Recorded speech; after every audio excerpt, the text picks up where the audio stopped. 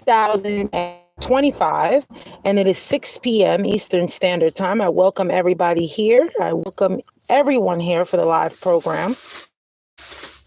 Our live radio program is live every single day, God willing. Folks, turn up your dial, because today we are dialing into the highest court in the land, the U.S. Supreme Court. I got my co-host in the background, Baby Victor. Okay, so he's in the background doing his thing. So yes, we're diving deep into the Supreme Court, where decisions come like curveballs, but the real pitch is political. This year's 2024 to 2025 Supreme Court term, titled Hard Conservative, delivering a major win for the Trump administration. 6 justices ruled that federal judges cannot issue nationwide injunctions that block executive orders across the board, putting a dent in judicial restraints and cementing executive power, according to SCOTUS blog. That means policies like birthright citizenship directive face narrower court oversight. Big win if you are looking to centralize authority. In June, SCOTUS also upheld a Texas law requiring age verification for adult websites, even as critics warn it chips away at First Amendment and privacy protections for millions of internet users. Other headline rulings: parents in Maryland got the green light to opt their kids out of LGBTQ inclusive instruction, and Tennessee's puberty blocker ban for minors stood firm, all in a 6-3 conservative majority decision pattern. Looking ahead, SCOTUS hasn't forgotten the high stakes state pending for 2025-2026 campaign. Finance limits are back under scrutiny, and the justices will revisit limits on coordinated expenditures. This portends potential changes to electoral free speech law. Now, on the Maxwell front, here's where the drama deepens. Ghislaine Maxwell, or Ghislaine Maxwell, I'm not sure how she pronounces her first name, but I'm going to say Ghislaine Maxwell, serving 20 years for child trafficking, has petitioned the Supreme Court to overturn her conviction. This is just wrong in all ways, because as we know, the victims are who suffer through all of this. The victims are who suffer.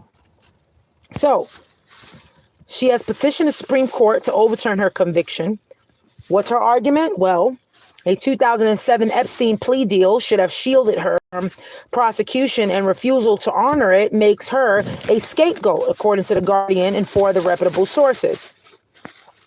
Just this morning, she filed that petition just days after meeting with Deputy Attorney General Todd Blanche, formerly Trump defense lawyer, sparked speculation over what strings might be pulled, according to New York Magazine.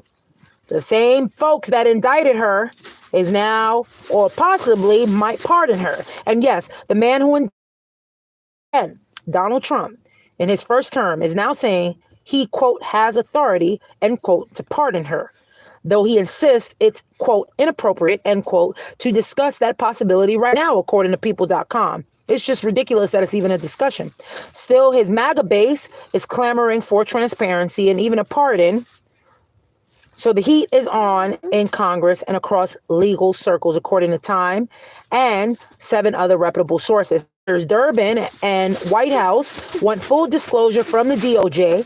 They want transcripts, they want recordings, no backroom involving clemency for cooperation, according to the Washington Post and 8 other reputable sources.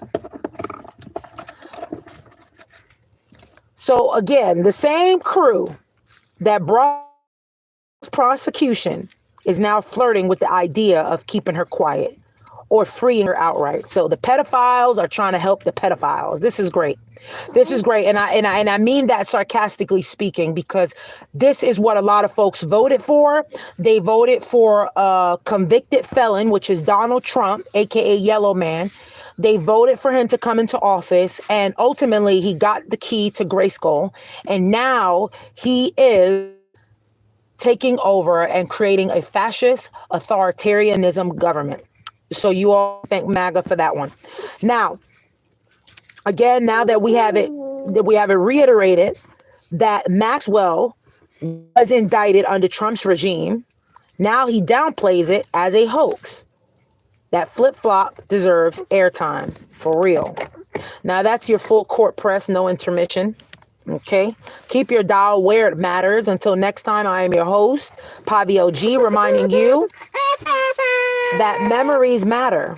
Memories matter even when administrations try to call your history.